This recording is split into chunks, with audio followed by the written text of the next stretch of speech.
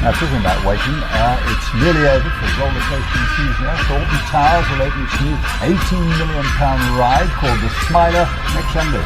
This is the statement. It says there has been an incident on the Smiler this afternoon involving two carriages coming together. Am I more likely or less likely to go back to Alton Towers because of that or access? The roller coaster will reopen to visitors tomorrow.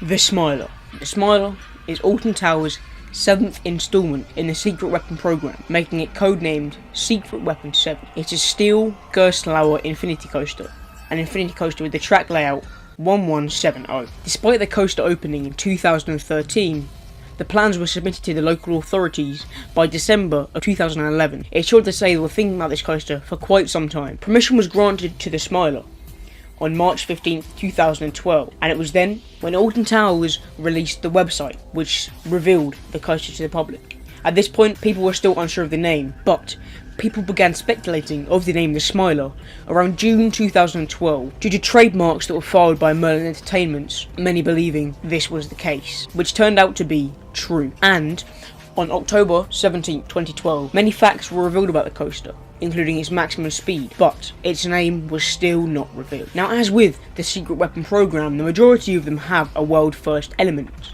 A lot of the reasoning for this is behind Alton Towers' height restrictions. This makes them unable to build coasters that are classed the world's tallest, but by having the world's first, they will still be remembered. Obviously, the world's first element of the Smiler is its 14 inversion, but this was not revealed, and nobody knew about this till very close to it opening.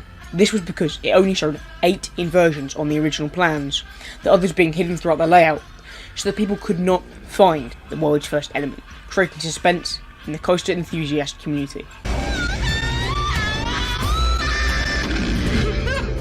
I mean, I would definitely say that the Smiler is the most interesting coaster in the world, not only conceptually, but physically. Time to get corrected.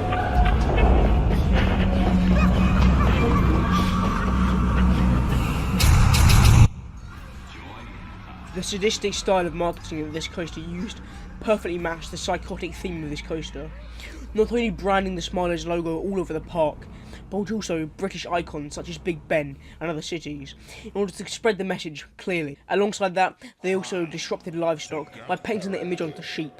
By doing this, it allowed to set fear into riders even before the coaster was built, making people wonder what was going to happen. The first time we actually got a clue of what Smiler merchandise was going to look like was due to some of the merchandise for a scare maze at Scarefest one year. It branded the Smiler's logo, and at this point people began to know what the Smiler's merch was going to look like.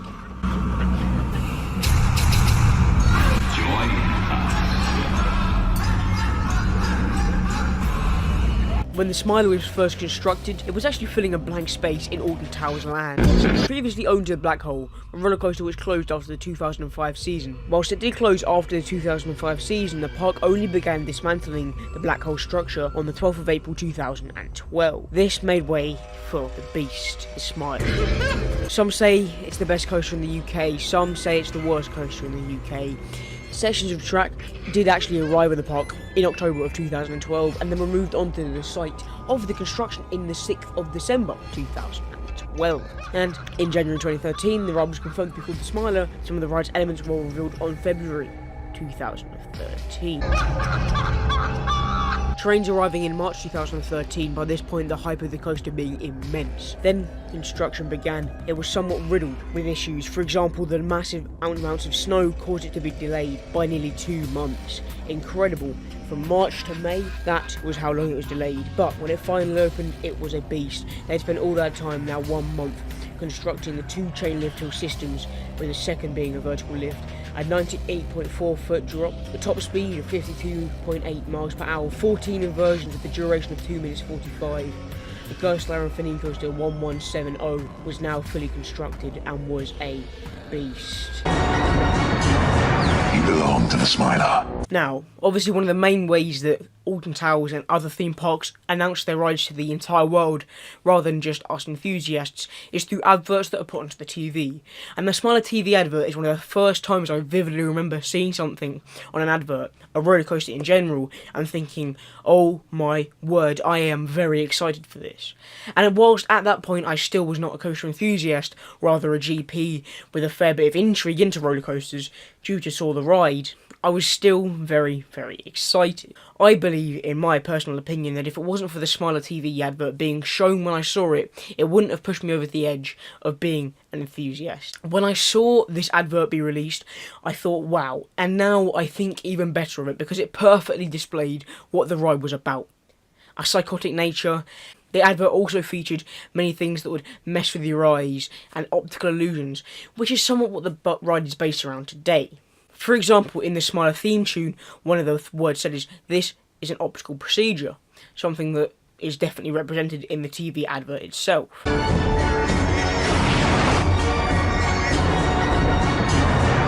belong to the Smiler. The Smiler, the world's first 14-looping roller coaster. Book now at altontowers.com.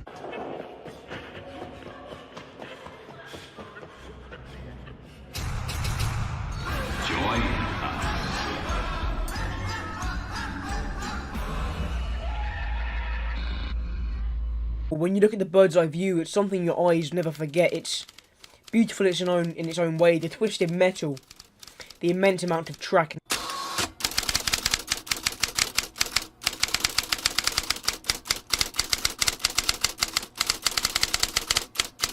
Ever since the Smiler was opened, it was tarnished with the brush of controversy, and many reasons for this is the June 2nd, 2015 crash. But despite that, in its opening year of 2013, it also suffered 6 major events. On the 17th of May 2013, Smiler suffered a malfunction on the opening day. This means that the coaster's opening was delayed, because people were trapped on the first lift hill for nearly an hour. On the 4th of June 2013, the Batwing element caused one of the ride's trains to stall. Luckily though, this was a test run before the park opened to the public.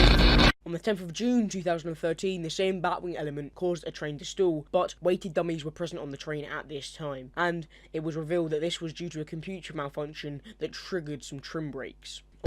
21st of July 2013, 48 people were evacuated from the ride due to a 1-foot metal long bar piece of debris that fell onto the track. This caused a small gap in the track and the ride to be closed for some time. For 5 days the ride was closed after the 30th of July 2013 because cracks were found in the base of one of the ride supports.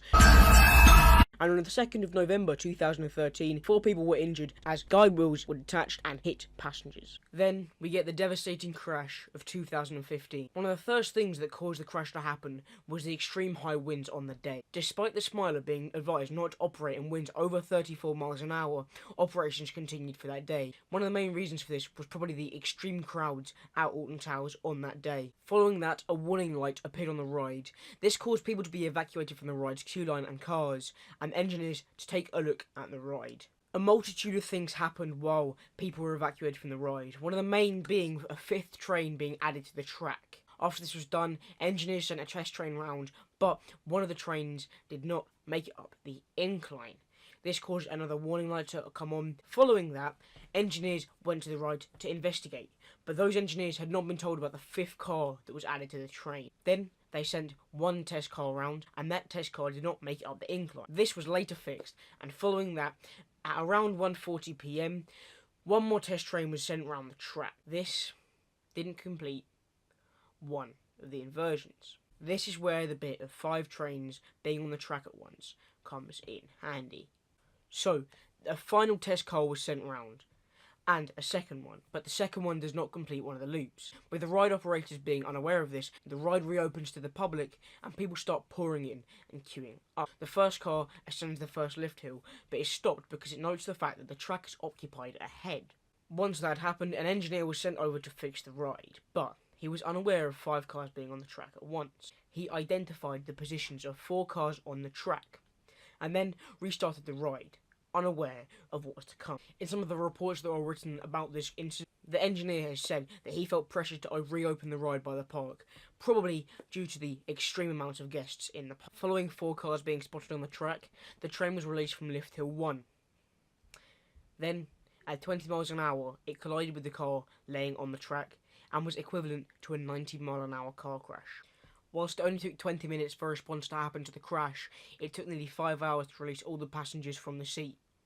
This caused some people to suffer extreme blood loss and life-changing injuries.